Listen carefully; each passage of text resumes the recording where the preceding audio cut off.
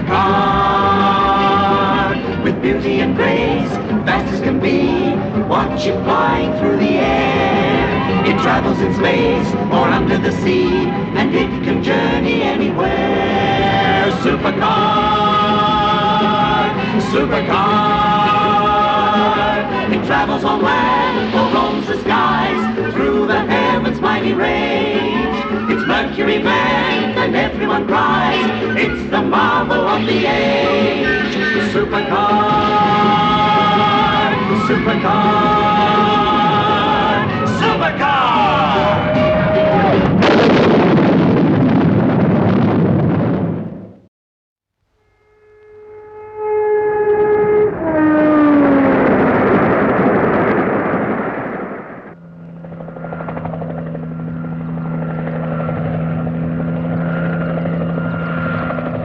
Elevator 1, proceed with Operation Eagle. Now watch carefully, Dr. Beaker, and you'll see our problem. Well, that seemed easy enough. Oh, it is. The problem we have is to get the sling tightened ready for the lift quick enough. You see, in time of war, we have to get tanks across rivers, and if the bridges have been blown up, well, this could get us out of a jam. Elevator 1 reporting. Sling located, ready for lifting. Well, that didn't take long. Yeah, it seems pretty quick to us standing here, Dr. Beaker. But if the enemy had been firing, the helicopter would have been shot down by now. It's just not quick enough.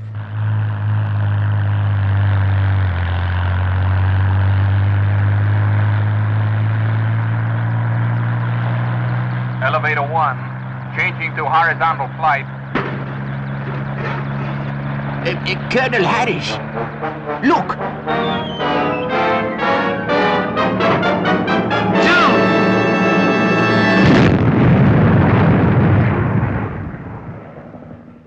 Well, that was a close shave, Colonel.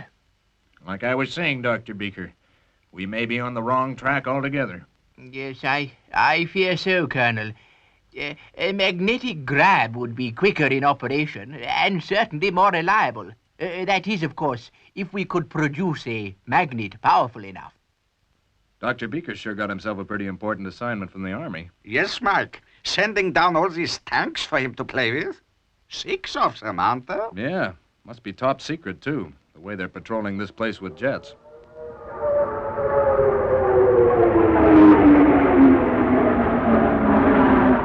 It's been a week now, Mitch, since Dr. Beaker started on his secret project. I wonder when he'll be through.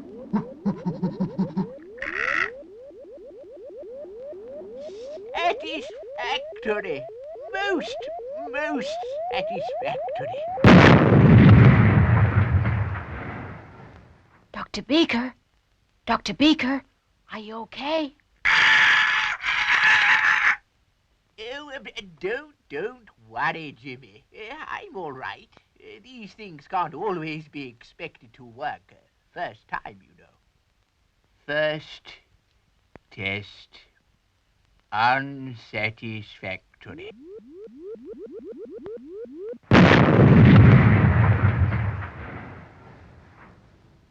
Second test. Most unsatisfactory.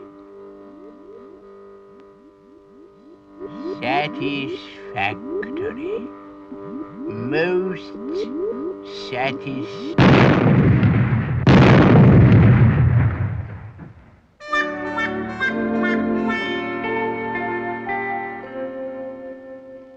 Check. Yes, Mike, I think it's checkmate. Mike! Professor! I think I've done it. I think I can claim success. Jimmy, you stay here with Mitch. I've got an idea this could be pretty dangerous.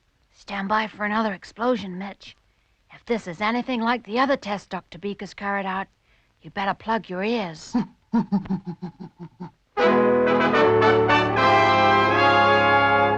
And now, gentlemen, I want to demonstrate Beaker's magnet, Mark IV, capable of lifting 100 tons. 100 tons? And such a small magnet. It's amazing. Now, this metal plate suspended by this steel cable, will be drawn towards the magnet. And as you see, the other end of the cable is attached to a machine that will register the pulling power of the magnet.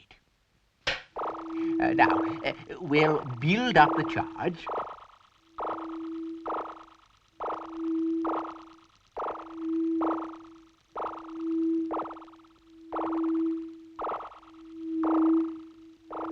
Here we go again.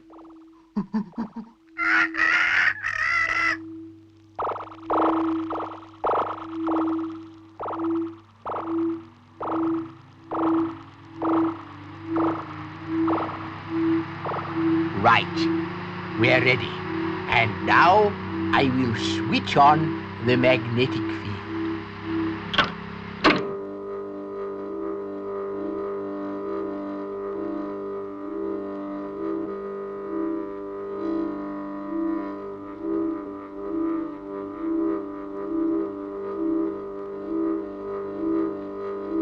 By Jove, it's better than I ever dared hope for. I can even feel it pulling the buckle on my belt. Oh! My watch! Mitch, what do you suppose is going on in there?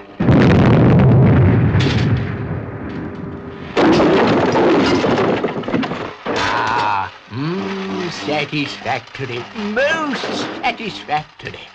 I'll say it's satisfactory. It's proved that it'll lift over 150 tons. It's pulled out every screw and nail in the lab. It's broken your belt and your pants are falling down. And now will you please switch it off? Charging starboard. 5,000, 10,000, 13,000, 15,000. Interlocker! Power one.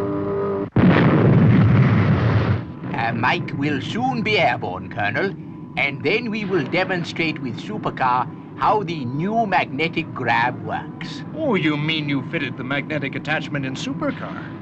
Well, what happens when you switch on? Doesn't it affect Supercar's controls? No, Colonel. We have been able to isolate it. The magnetic field only works in a downward direction. Full boost vertical.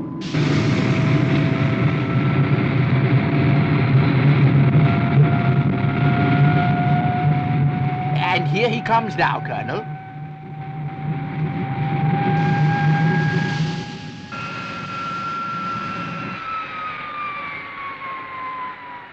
In contact now. Switching on magnetic field. Full boost vertical. It works, Dr. Beaker. Of course it works. An excellent job, Dr. Beaker. An excellent job. And the timing is just right. Mike will now take Supercar through the sound barrier. With a 70-ton tank attached to it? Isn't that kind of dangerous? Danger is Mike's business. He's done it! He's done it! By Jove, he's done it. He sure is a great pilot. And you sure are a great cook, Professor. Yeah, thank you, Colonel. I try my best. Yes, yes. Well, as I was saying, Dr. Beaker, we certainly are grateful to you for helping us solve our problem, and I will personally see to it that you are well rewarded for your services to the United States government. Oh, don't mention it. We're glad to have been of service. I will give you the plans so that you can build the device, and we will keep the one that is installed on Supercar. We may find it very useful.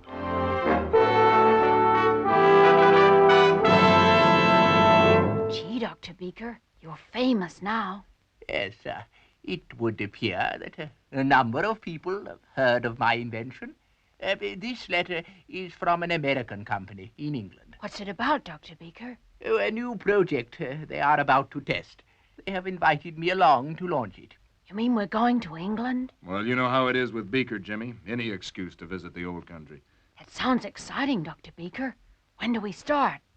Right now, Jimmy. Come on. What are we waiting for? Let's go.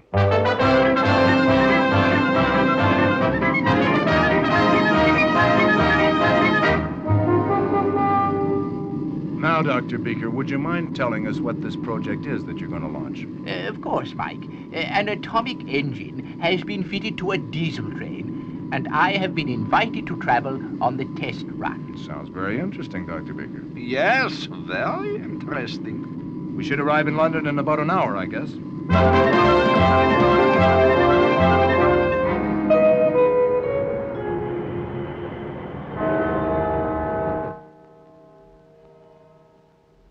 Good evening, gentlemen. Can I help you? Good evening, madame. 2 single rooms, please. You're just lucky, sir. We have only 2 rooms left. I've just booked a party in from America. Mr. Mike Mercury, you know, the famous test pilot. He's in room 206. Thank you, madame. Thank you very much.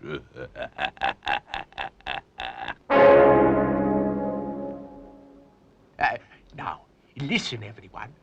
I've got an important announcement to make. I wasn't going to tell you now, but I'm so excited, I just can't wait. I'm going to drive the train tomorrow. You? Drive the train? Yourself? The professor and myself, yes. You see, it requires scientists to drive an atomic train, not an engine driver. This I must see.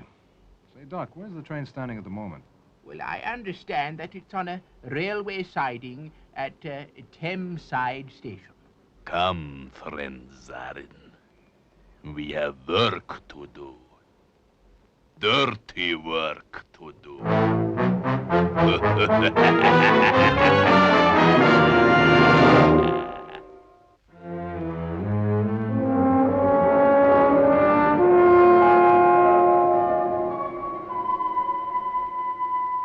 We finished with that, you fool. Let's have some light on the blueprint. Now, we have fixed the atomic reactor so that when they start the train tomorrow, they won't be able to stop it. And do you know who will be on board that train, friend Zarin? No, Master Spy.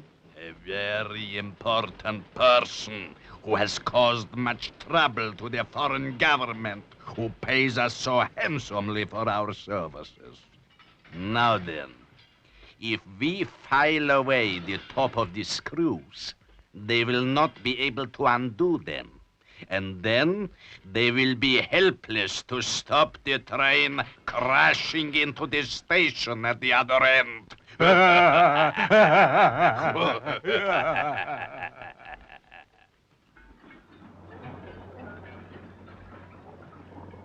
There is great excitement at the station here today as we await the new atomic train's maiden journey. It doesn't look any different from a normal train because this is only a test run. The atomic engine has been fitted into a standard diesel-electric vehicle. And if successful, the railways intend to build an entirely new, modern atomic train for this run, the prototype having been developed by an American company.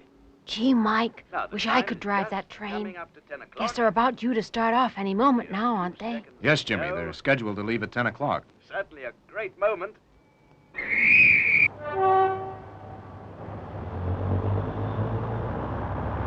And they're off. As she pulls out of the station, the crowds wave and cheer it on its way.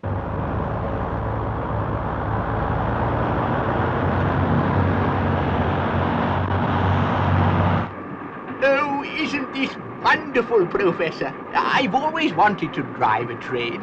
Don't forget it will be my turn soon, Dr. Beaker. All right, Professor. I've got to attend to the atomic reactor soon, so you will be able to take over. Mike Mercury calling atomic train. Mike Mercury calling, over. Hello, Mike. Beaker here. How's it going, Doc? Oh, fine, Mike. Just fine. Okay. Hey, Doc, if you have any trouble, we're standing by here close to Supercar. Over and out. All right, Popkiss. Now, you can have some fun. I'm going to look at the atomic reactor. Don't worry, Beaker. I have everything under control.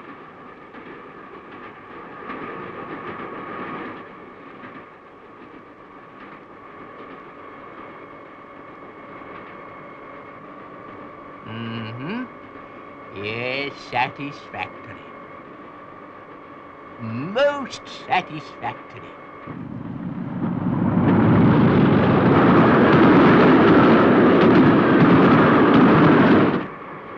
Oh, strange. Most strange. That's funny. Dr. Beaker, there is something wrong. I cannot seem to reduce speed. The controls seem to have developed a mind of their own.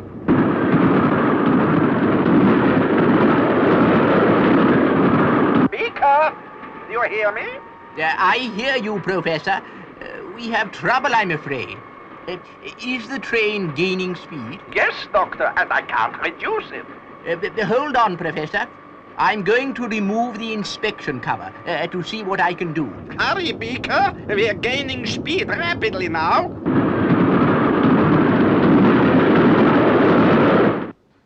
Say, Jimmy, be a good boy and go down to the lobby and get all the newspapers you can. Beaker will want to keep all the press cuttings. Sure, Mike. Now, Mitch, lay off those cards while I'm gone. Sabotage? It must be sabotage. Somebody has filed off the heads of these screws. And without special equipment, it will be impossible to remove it.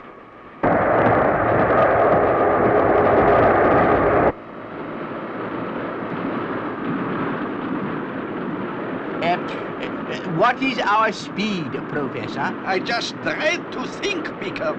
We must be going at least 200 miles per hour, and we are still gaining.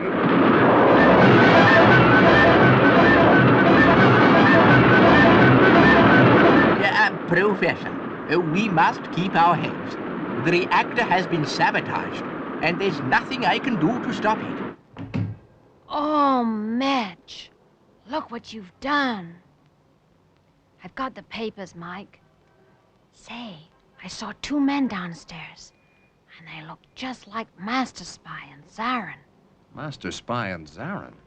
Oh, you must be imagining things, Jimmy. Mike Mercury, this is Beaker. Emergency. Are you receiving me? Hello, Dr. Beaker. Mike here. What's the trouble? Hello, Mike.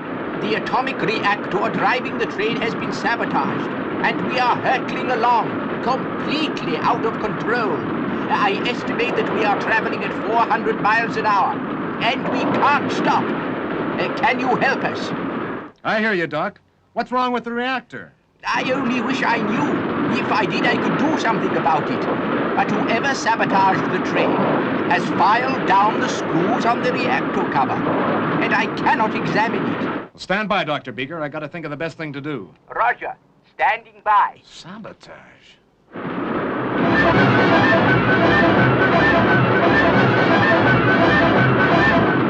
Okay, Beaker, I've got a plan. I'll call you as soon as I can. Right, Jimmy, downstairs to the lobby, pronto. How long do you think it will be, Dr. Beaker, before we come to the end of the line? At this speed, a half an hour at the most. A very fat man and a very thin man, you say? Why, you must mean Mr. Masterspoon and his friend. Yeah, that's him. Where is he? Oh, he left about half an hour ago by car.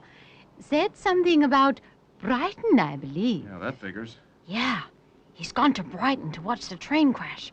Jimmy, get Mitch. Meet me on the roof by Supercar, and move. Soon we will arrive at the station and watch Dr. Beaker's train crash at a fantastic speed. You will then hear the loudest explosion that has ever been heard. Full boost vertical.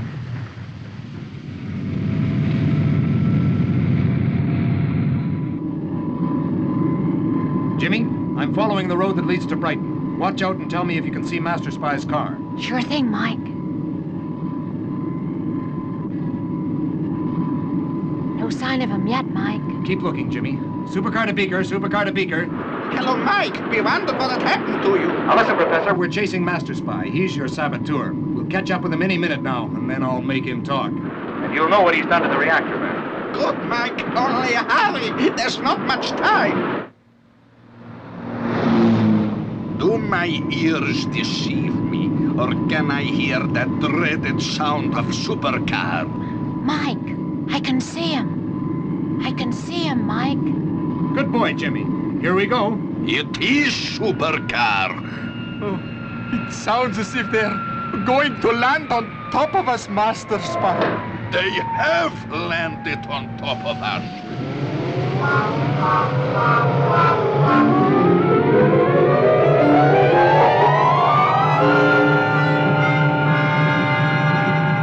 Mike, you've used the magnetic lock to pick him up. That's right, Jimmy. And now I'm going to make him talk.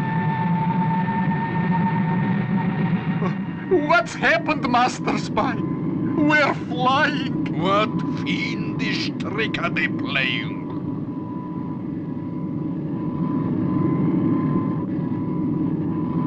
Magnetic lock off. All right, Jimmy. Now we'll hover alongside until Master Spy decides to talk. Gee, I bet this is the first time that a car's been balanced on top of a TV mast, Mike. Right. Full boost vertical.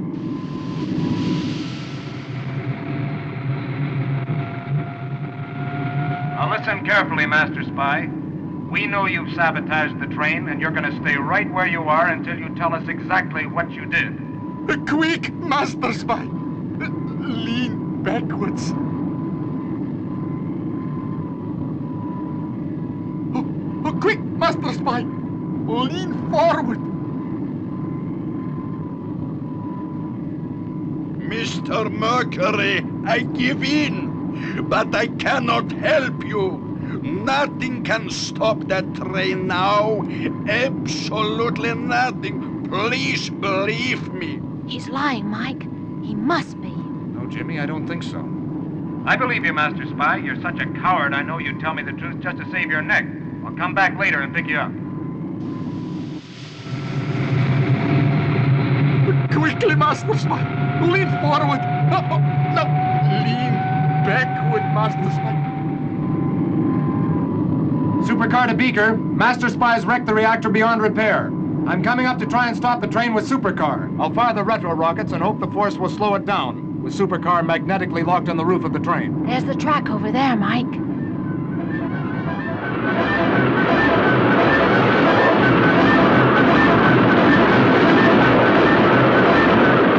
Hurry, Mike! Please, hurry!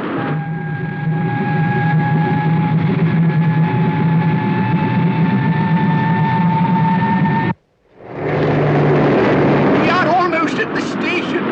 The crash will be 1 minute from now.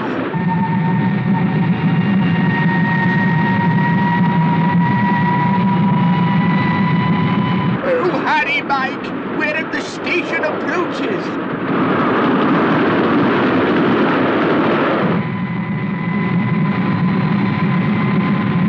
There's the train, Mike. About 2 miles ahead.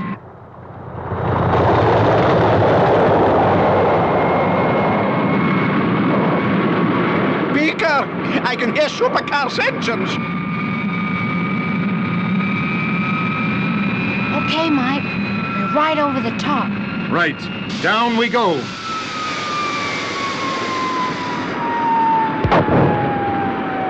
He's made it! Mike's landed on the roof of the engine and locked on with the magnetic grab. Wonderful!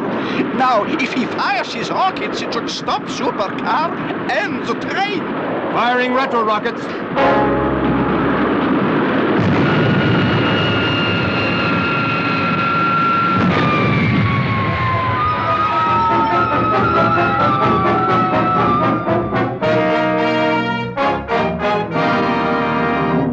Oh, what would we do without Mike? Say, are you two train drivers okay? You sure gave us a scare. Well, thanks to you two, we are perfectly all right. Well, thanks, gentlemen, for the compliment. And now I've got to rescue another couple of guys whose fate rather hangs in the balance at the moment. Quick, Master Spy. Lean backwards. Quick, Master Spy. Lean forward. Backward. Forward. Backward.